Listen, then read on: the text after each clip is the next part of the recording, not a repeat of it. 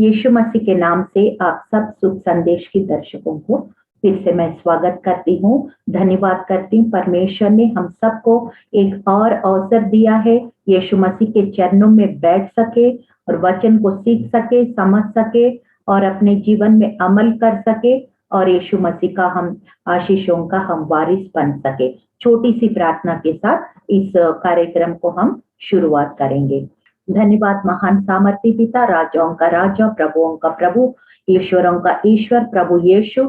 प्रभु इस वक्त आपका वचन बताता है एशिया 55:11, जो प्रभु आसमान से मेघ बरसती है और भूमि को उपज बनाता है, वैसे ही आपका वचन जो भेजा गया है परमेश्वर पिता हर एक हृदय को उपज बना दे प्रभु। जैसे वो मेघ जो बीज बोया जाता है वो खाने वालों को रोटी प्रभु और बोने वालों को बीज देते हैं प्रभु आप, ऐसे ही एक वचन प्रभु जिसकी जो जरूरत है उसी जरूरत के अनुसार यीशु के भंडार से पूरा हो प्रभु। सारा आदर और महिमा तुझे मिले, हम घटे आप बड़े, यीशु मसीह के जीवित और सामर्थी नाम में इस प्रार्थना को हम मांगते हैं, सुनिए, ग्रहण कीजिए, आमीन। आज जो विषय लिया है ये कुछ स्पेशल मैसेज है, जैसे हमेशा मैं खोजती रहती हूँ बाइबल में, elements used in the Bible for deliverance. प्राकृतिक तत्व जो परमेश्वर ने बाइबल में बहुत सारे भक्त लोग ने जो अपने चैलेंजेस को, चुनौतियों को कैसे इस प्राकृतिक तत्व को इस्तेमाल करके कैसे यहोवा के नाम से, यीशुआ के नाम से कैसे छुटकारा पाया, कैसे अपने संकटों को सफलता में, आशीषों में बदल सका। और ऐसे ही हम उन इवेंट्स को, उन घटनाओं को हम पढ़ेंगे और समझेंगे और अपनी परिस्थितियों को भी ये सारे एलिमेंट्स को इस्तेमाल करके एक जयवंत मसीह जीवन बिताने का कोशिश करते हैं। हमेशा दूसरा कोरिन्थियों 10:3-5 लिखा है, हमारे हथियार शारीरिक नहीं है वरन आत्मिक है, जो शैतान के गढ़ों को ढा देता है। तो इसी तरह से हमें प्रकृति में भी बहुत सारे ऐसे तत्व हमें दिया गया है और आत्मिक हथियार दिया गया है, आत्माओं का फल दिया गया है, आत्माओं का वरदान दिया गया है, सबसे ज्यादा पवित्र आत्मा दिया गया है। और मैंने पवित्र आत्मा का कम से कम 4-5 एपिसोड्स ऑलरेडी बना चुकी हूँ और पवित्र आत्मा हमें किस रीति से और किस किस रूप में हमें सहायता कर सकता है वो सब मैंने आपको समझाया। इसमें हम प्राकृतिक तत्व को कैसे बाइबल के भक्तों ने इस्तेमाल किया, हम भी कैसे इस्तेमाल करते, जल्दी से देखेंगे। सबसे पहले प्राकृतिक तत्व जो है ये है लीव्स कह सकते हैं, पेड़ का जो पत्ते होते हैं उसको, या पेड़ का जो शाखा होता है, ब्रांच, ये तत्व सबसे पहले मैं शुरुआत में बोलना चाहती हूँ। जल्दी से मैं बहुत फास्ट जाऊंगी, इसलिए बहुत आप ध्यान से सुनना है, चाहिए तो आप नोट करके बाद में सारे स्क्रिप्चर्स पढ़ भी सकते हैं। एक्सोडस 3:1 और एक्सोडस 4:23, निर्गमन का 3:1, 4:23, उसमें हम देखते हैं यावे परमेश्वर मूसा को एक बर्निंग बुश, मतलब झाड़ी जो जल रहे लेकिन वो भस्म नहीं हुआ है, मतलब परमेश्वर एक अग्नि का रूप में एक बुश, एक बर्निंग बुश के द्वारा बात करते हैं। और हम देखते हैं मरकुस 11:12-25 तक अगर देखेंगे तो Yeshu Masih, Jesus spoke to the fig tree, वो श्राप दिया है फिग ट्री, अंजीर वृक्ष को, और फिर वो जैसे श्राप दिया है एक ही दिन में वो बिल्कुल सूख गया। उसका मतलब क्या है, कई तत्व को भी यीशु मसीह बात करते हुए हम देखते हैं, तत्व को भी यूज करते हुए हम देखते हैं। इसका मतलब हम भी तत्व को, प्राकृतिक तत्व को हम बात कर सकते हैं और इस्तेमाल भी कर सकते हैं छुटकारे के लिए। मैथ्यू 3:10, मत्ती 3:10, उसमें लिखा है कि the axe is already laid at the root of the tree, कि इसका मतलब कुल्हाड़ी पेड़ का जड़ में रखा गया। किस लिए रखा गया, बहुत समय देगा, एक समय के बाद भी अगर वो पेड़ में फल नहीं लाते हैं तो वो पेड़ काटा जाएगा। सिमिलरली हम देखते हैं, इसी तरह से हम देखते हैं कि the tree is known by the fruit, look 6:43 में ऐसा लिखा, every tree is known by it's fruit, पेड़ फल से पहचाना जाता है। तो अगर हम फलदायक नहीं है तो परमेश्वर की हम महिमा नहीं दे सकते, यीशु मसीह का शोभा नहीं दे सकते, उनका हमारे जीवन, उनका अपना जीवन बलिदान करने का कोई फायदा नहीं है।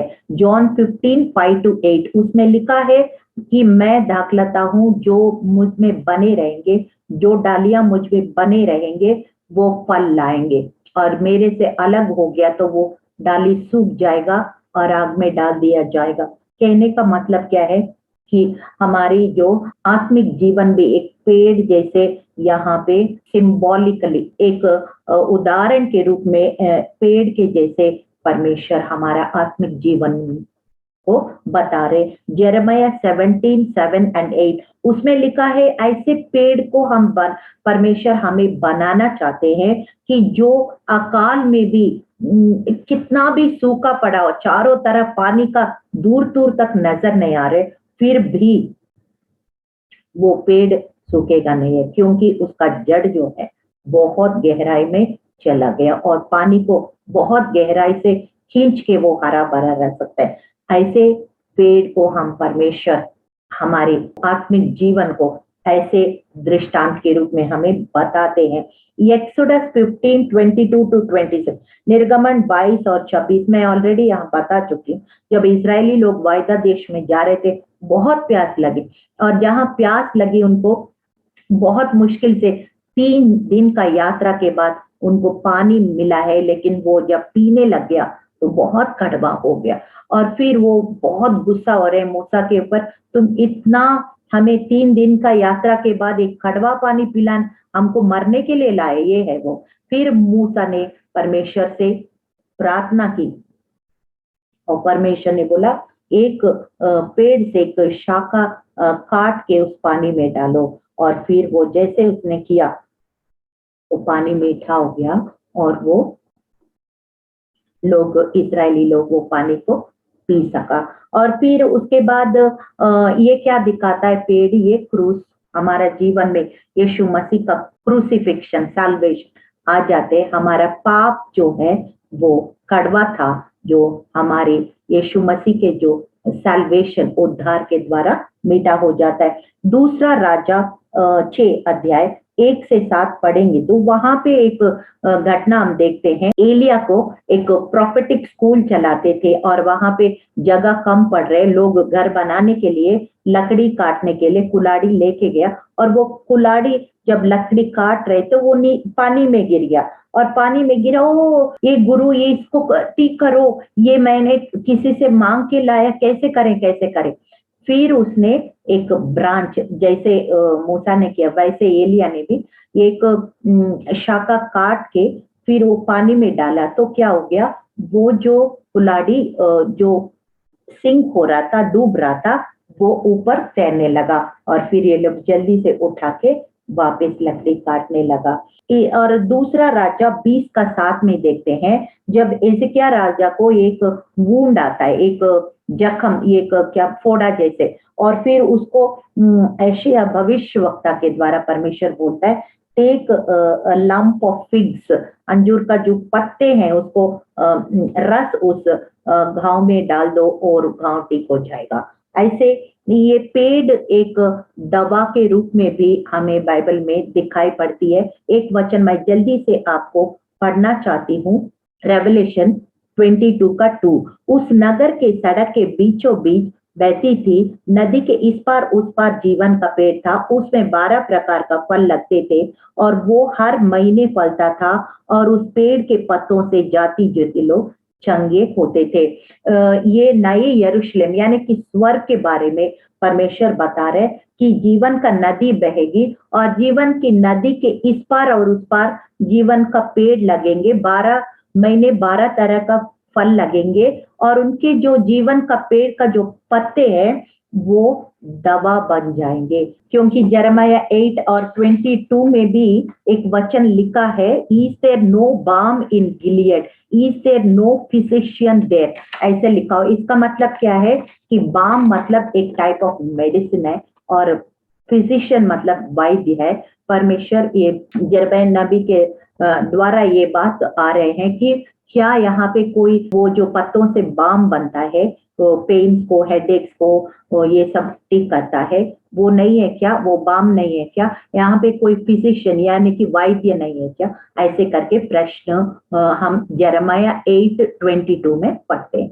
दूसरा एलिमेंट जो नेचुरल एलिमेंट, प्राकृतिक तत्व जो यूज किया परमेश्वर ने, जॉन 9:6 और 7, यूहन्ना 9:6 और 7 में हम देखते हैं यीशु मसीह के पास एक अंधा व्यक्ति आया था और उसने थोड़ा सा मिट्टी में ऐसे थूक लिया और फिर उसको एक ऑइंटमेंट की तरह उसने लगाया और फिर कहा जाके उस सरोवर में पानी में उसको धो लो और फिर उनका आंखें खुल गई। तो एक मिट्टी भी एक तत्व है, जैसे बहुत सारे लैंड डिस्प्यूट्स होते हैं, प्रॉपर्टी डिस्प्यूट्स होते हैं। कई बार ये जो जमीन पर लोग जो चलते हैं वो पाप करते हैं, तरह तरह का पाप करते हैं। तो I believe that we can take little bit of mud and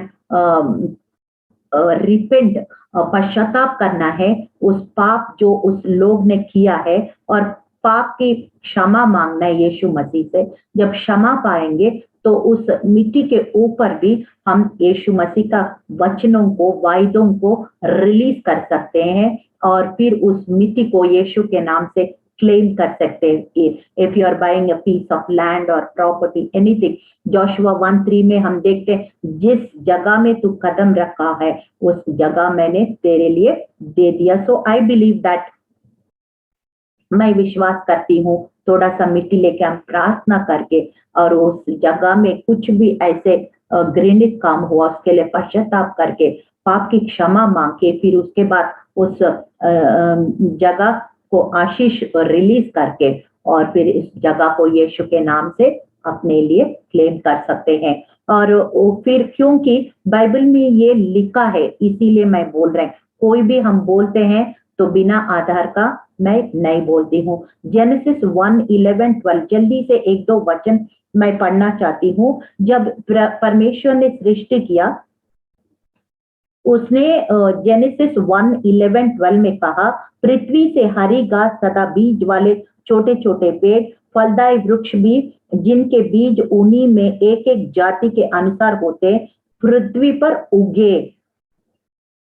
ऐसे परमेश्वर ने आज्ञा दिया। किसको आज्ञा दिया? पृथ्वी को आज्ञा दिया।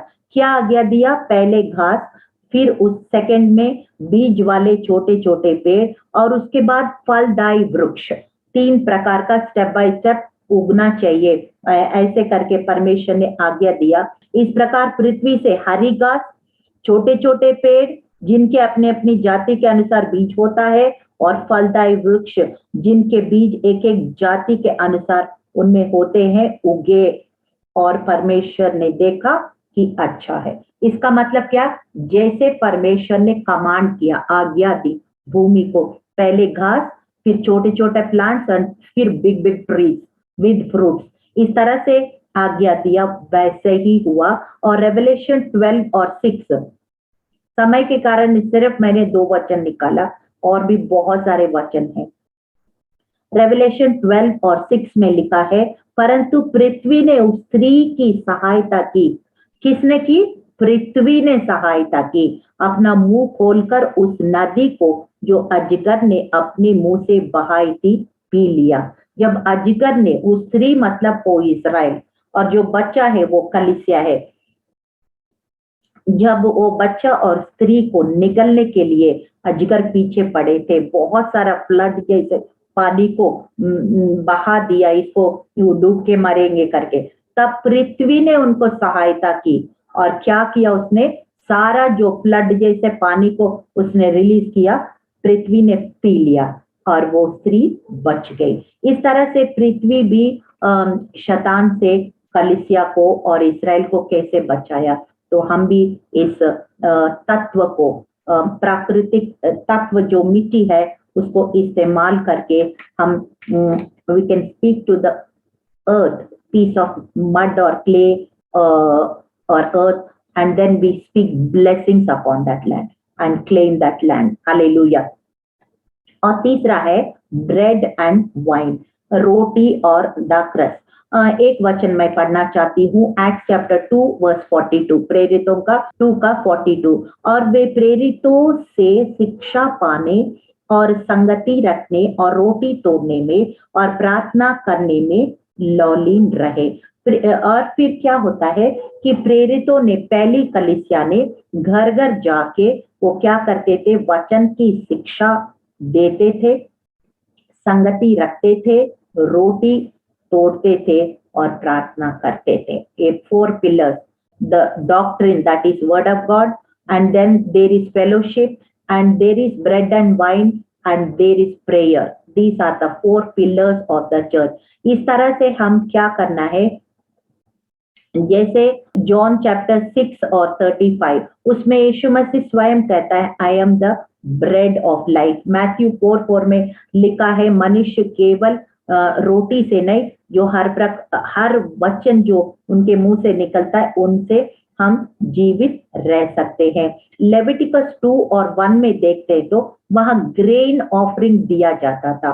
पुराना नियम में वो किससे बना होता था, फाइन फ्लोर, मतलब अच्छा गेहूं का आटा से एक ग्रेन ऑफरिंग बनाया जाता था।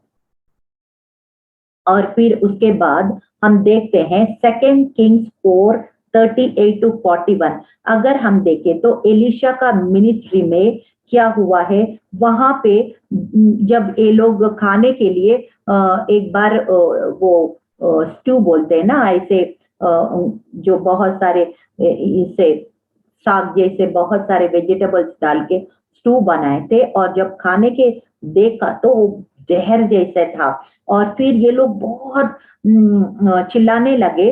तब एलिशा ने बोला, थोड़ा सा आटा लेके आओ। थोड़ा सा आटा लेके उसमें डाल दिया, और फिर क्या हो गया, वो कड़वापन ठीक हो गया और वो खाने लायक हो गया। इस तरह से ये फ्लोर, ये आटा, ये क्या दिखाता है कि ब्रेड एंड वाइन, ब्रेड को, वाइन मैं नेक्स्ट ले आ रही हूँ, ये ब्रेड को, ये यीशु मसीह का बदन को ये दिखाता है। और फिर दाखरस, दाखरस को हम देखते हैं, दाखरस को भी बहुत सारे महत्व हैं। जैसे गुड समैरिटन का स्टोरी में अगर देखें, लूक 10:34, वहां देखते हैं कि किस तरह से वो जो अधूरा मरा था वो एक व्यक्ति, और फिर वो सामरी आदमी आके उनके ऊपर पहले तेल उंडेला और फिर वाइन, हम गाना भी गाते, ही poured in the oil, उसने दाखरस और तेल उंडेला, ऐसे गाना भी गाते। तो दाखरस और तेल ये सब क्या दिखाते हैं, ये एक मेडिसिनल टाइप ऑफ मेडिसिनल।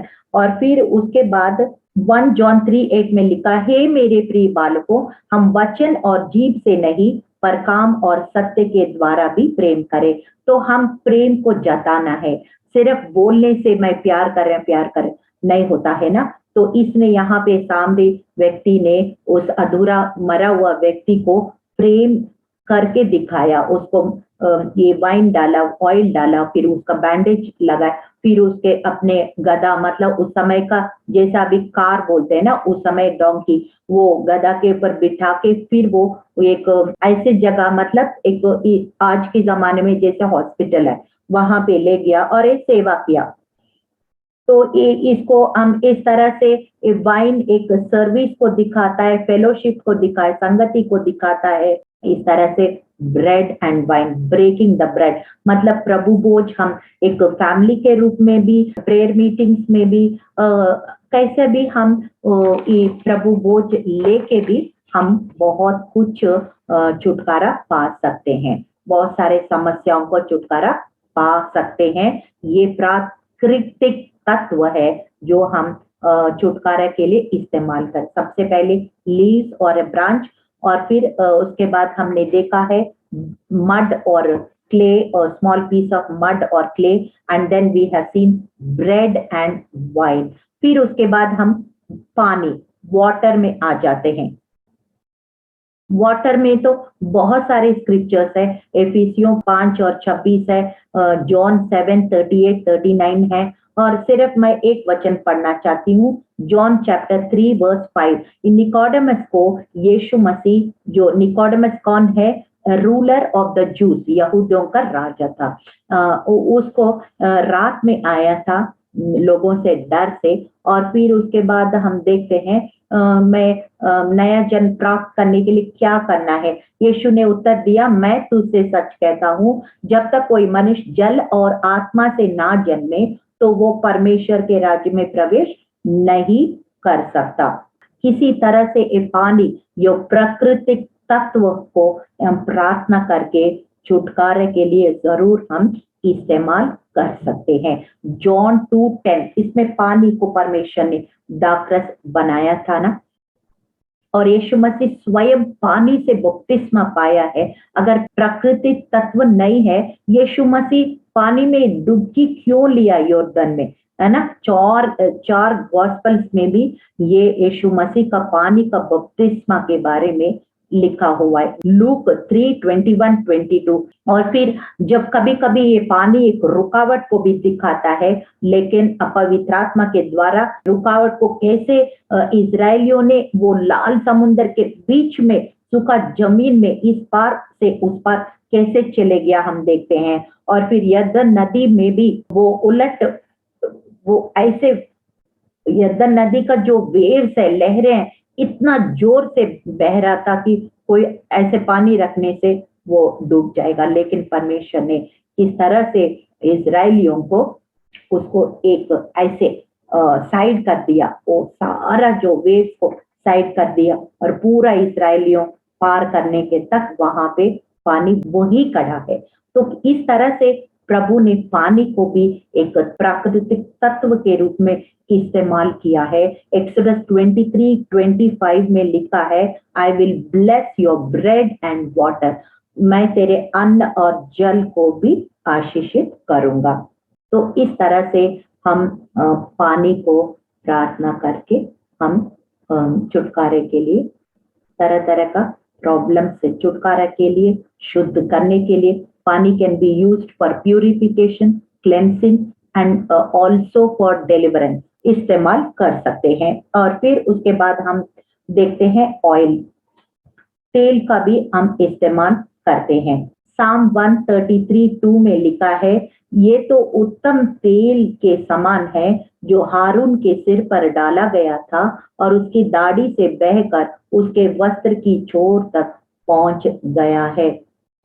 तो इस तरह से तेल का तो बहुत सारे जो दृष्टांत हम देखते हैं। बुद्धिमान कुमारी, मूर्ख कुमारी, वहां भी कुपी में तेल लिखा है। और 2 किंग्स चैप्टर 4:2 में लिखा है, एक विधवा स्त्री थी, उनके पति मर गए थे और उनके पास कुछ भी नहीं था, और परमेश्वर ने भविष्यवक्ता के द्वारा बात किया है, और जाके बर्तन ले लो और जितना थोड़ा सा तेल है उसके ऊपर प्रार्थना करके जितने बर्तन तुमने सबसे बटोर लिया उन सब में तेल डालो, और तेल भरता गया। और फिर उसके बाद कमरा बंद करके तेल भरते गए, और फिर उसके बाद उस तेल को बेच के उसने सारा जो कर्ज था, उसने कर्ज को मुक्ति प्राप्त किया, कर्ज से मुक्ति प्राप्त किया। इस तरह से हम तेल को भी प्रार्थना करके बहुत सारे समस्याओं से, परिस्थितियों से हम छुटकारा पा सकते हैं। तेल को भी यीशु मसीह का लहू को सिंबलाइज करता है। और याजक को, राजा को भी लेविटिकस 6:12 में भी देखते हैं, तो भी तेल वहां दिया जलाने के लिए मूसा तंबू में इस्तेमाल करते थे, और तेल बहुत सारे अभिषेक का काम में इस्तेमाल करते थे। तो इस तरह से हम तेल को भी एक प्राकृतिक तत्व के रूप में जरूर इस्तेमाल करिएगा। और फिर इसको तो मैंने अभी तक ये जो बोल रहे ये सॉल्ट, ये नहीं इस्तेमाल किया, लेकिन इसको भी बाइबल में जिक्र है, मैं भी ट्राई करना चाहती हूँ। मत्ती 5:13 में ये सॉल्ट, नमक, इसमें लिखा है, तुम पृथ्वी का नमक हो, परंतु यदि नमक का स्वाद बिगड़ गया तो फिर किस वस्तु से नमकीन किया जाएगा, फिर वो किसी काम का नहीं, केवल उसके बाहर फेंका जाए और मनुष्यों को पैर के तले रोन दे जाए। फिर उसके बाद 2 किंग्स 2:19-22, वहां भी हम देखते हैं एलिशा का वो सेवकाई में, ये वहां पे जिस जगह में गए वो लोग सारे कंप्लेंट कर रहे थे, यहाँ पानी भी बेकार है और यहाँ पे ग्राउंड भी बेकार है, और फिर उसने बोला एक नई पात्र लेकर आओ और उसमें सॉल्ट नमक डालो, और फिर उसने प्रार्थना करके दे दिया और फिर बोला वो सारा जगह में ये नमक छिड़का, वो स्प्रिंकल करो सब जगह। और फिर जैसे उसने किया था वो पूरा लैंड ऑफ जेरिको, क्योंकि वो कर्सड लैंड था, पहले वो श्रापित था, अभी जैसे उसने प्रोफेटिक एक्शन, ये तत्व को, ये प्राकृतिक तत्व को इस्तेमाल करके उस पूरा जमीन में स्प्रिंकल किया, छिड़काया, और फिर वो पूरा लैंड जो है चंगा प्राप्त कर दिया। इस तरह से हम ये सारे एलिमेंट्स को हम इस्तेमाल कर सकते हैं। सबसे पहले मैंने लीव्स एंड ब्रांचेस उसके बारे बताया है। दूसरा एक मिट्टी, मड और ए पीस ऑफ अर्थ और क्ले। और तीसरा ब्रेड एंड वाइन, छोटा सा आटा को रोटी बना के थोड़ा सा कोई जूस लेके हम जैसे प्रभु भोज वचन पढ़ के, पहला कुरिन्थियों 11:23-28 ये पढ़ के प्रभु भोज कर सकते हैं। एक परिवार भी विश्वासी अगर बपतिस्मा लिया है, जरूर रोटी तोड़ के हम छुटकारा प्राप्त कर सकते हैं कोई भी समस्या को। और पानी को इस्तेमाल कर सकते हैं, पानी को भी एक प्राकृतिक तत्व के रूप में, ऑयल को, तेल को हम प्राकृतिक तत्वों के रूप में इस्तेमाल कर सकते हैं। एयर, विंड के ऊपर भी प्रभु तुमने आंधी और तूफान को रोका है, तूने इंसान को सांस के द्वारा, एयर के द्वारा जीवित प्राणी, अपना ब्रेथ के द्वारा जीवित बनाया, तुमने फूका और पवित्र आत्मा पाया है। जॉन 3:8 में लिखा है कि हवा कहाँ जाती है, कहाँ से आती है पता नहीं है, लेकिन बिना हवा को कोई जी नहीं सकते। ऐसे पवित्र आत्मा हवा के रूप में भी दिखाई पड़ती है। And then oil and salt, इस तरह से हम प्राकृतिक तत्व को इस्तेमाल करके अपने समस्या को समाधान में बदल सकते हैं, अपने परिस्थिति को, जैसे बाइबल में जो बहुत सारे बाइबल हीरोज ने उस चैलेंजेस को सामना करके सफलता पाए, हम भी प्राप्त कर सकते हैं। छोटी सी प्रार्थना के साथ इस कार्यक्रम को हम समाप्त करेंगे। धन्यवाद महान सामर्थ्य पिता, राजाओं का राजा, प्रभुओं का प्रभु, ईश्वरों का ईश्वर। प्रभु आज हमने एक नया विषय को बाइबल से सीखा है प्रभु, प्राकृतिक तत्व को कैसे बाइबल के बहुत महान पुरुषों ने इस्तेमाल करके अपने संकट को, अपनी समस्याओं को समाधान में बदल सका। यीशु हम देखा है परमेश्वर, ऐसे ही हम इस प्राकृतिक तत्व को, नेचुरल एलिमेंट्स को प्रभु इस्तेमाल करके भी परमेश्वर पिता हम प्रभु छुटकारा प्राप्त कर सकते हैं। यीशु हमारे समस्याओं को समाधान प्राप्त कर सकते हैं। यीशु ये सब विश्वास की घोषणाएं, विश्वास के कार्य है, ये जो आपने हमें सब ये प्राकृतिक रूप में जो हमें दिया गया है उस एलिमेंट्स को यूज करके प्रभु वचन के द्वारा, विश्वास के द्वारा एक अच्छा, एक जयवंत मसीह जीवन को हम प्राप्त कर सके। प्रभु सारा आदर और सारी महिमा आपको मिले और होली स्पिरिट हमें गाइड कीजिए, हमें रेवलेशन दीजिए इस विषय में और गहराई में जाके अपने जीवन में सारे बातें अमल कर सके और यीशु मसीह का आशीषों का वारिस बन सके। यीशु मसीह के जीवित और सामर्थी नाम में इस प्रार्थना को हम मांगते हैं, सुनिए, ग्रहण कीजिए। आमीन, आमीन, आमीन।